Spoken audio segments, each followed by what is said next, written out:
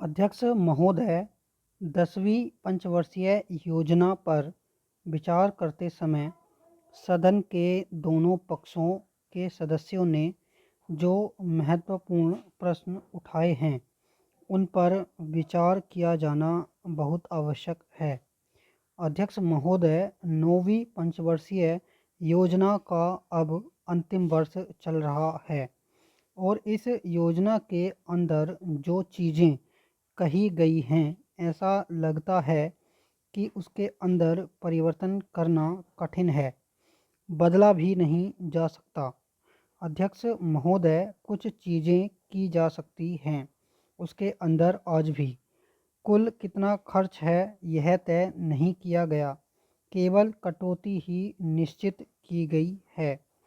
शुरू में यह कहना चाहता हूँ कि यहाँ पर कुछ सदस्यों ने जो यह प्रश्न उठाया था कि इस पंचवर्षीय योजना का आशय कुछ सरकारी पक्ष से भी बताया गया है, इसके अंदर कमियां हैं और बहुत सी कमियां हैं जिनके ऊपर मैं यहाँ कुछ दोषारोपण नहीं करना चाहता हूँ। मैं चाहता भी हूँ कि इस तरह से प्रश्न न उठाए जाएं तो ज़्यादा अच्छा है। यह योजना सरकार ने बनाई है।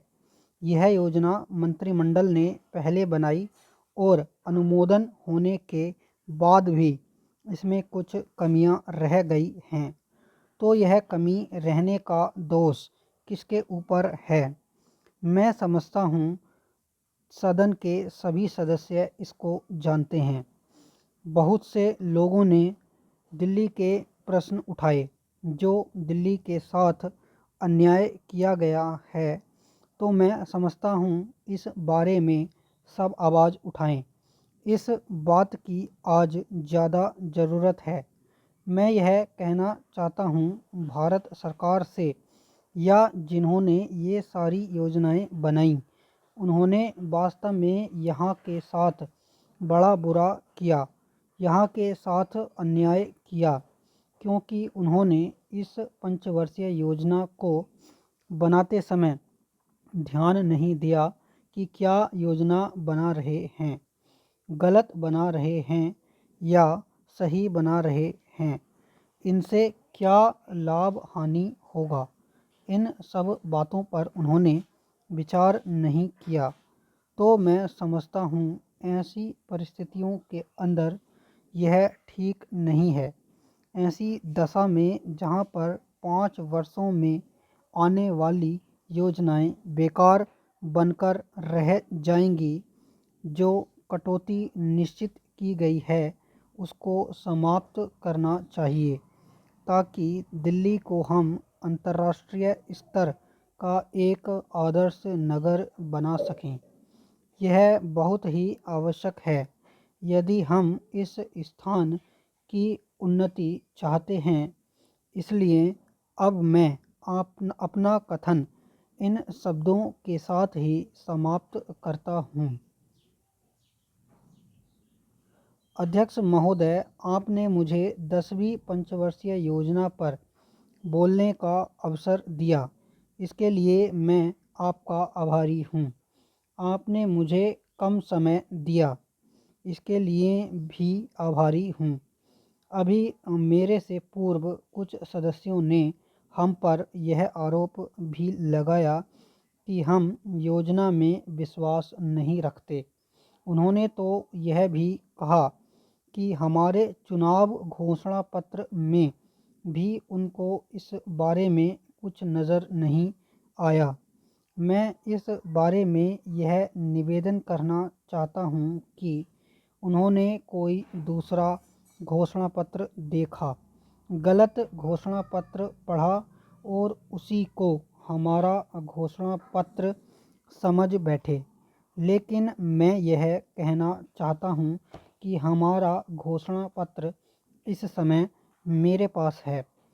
इस घोषणा पत्र में हमारी घोषणा में योजना के बारे में स्पष्ट रूप से कहा गया है कि हम योजना पर विश्वास रखते हैं, लेकिन ऐसी योजना पर विश्वास नहीं रखते, जो जनता के दुखों को दूर नहीं कर सकती, जो जनता के कष्ट दूर नहीं कर सकती। आज तक जितनी भी योजनाएं बनाई गई हैं, जिन्हें हम पहली पंचवर्षीय योजना, दूसरी पंचवर्षीय योजना और 10वीं पंचवर्षीय योजना आदि कहते हैं, और उन योजनाओं में हमने जो कुछ निर्धारित किया, उनसे हम जनता के दुखों को दूर नहीं कर सके और जनता के कष्ट दूर नहीं हुए।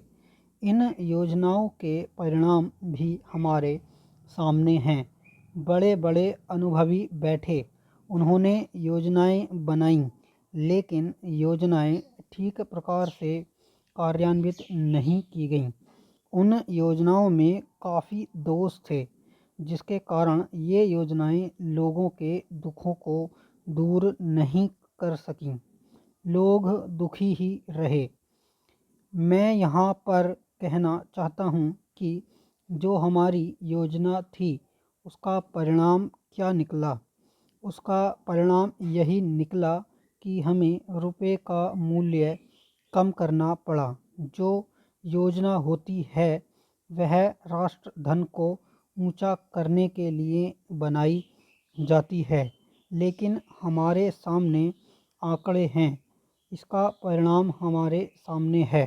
हमने अब तक 9 पंचवर्षीय योजनाएं कार्यान्वित की हैं, लेकिन हमारी प्रति व्यक्ति आय में और जीवन स्तर में अपेक्षित वृद्धि नहीं हुई है। यह दुख की बात है।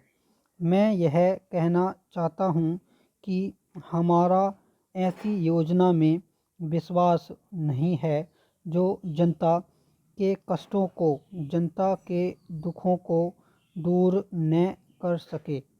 हम ऐसी योजनाओं पर विश्वास करते हैं जो उनकी आयु बढ़ा सकें, उनका आर्थिक विकास कर सकें, उन्हें उन्नत कर सकें।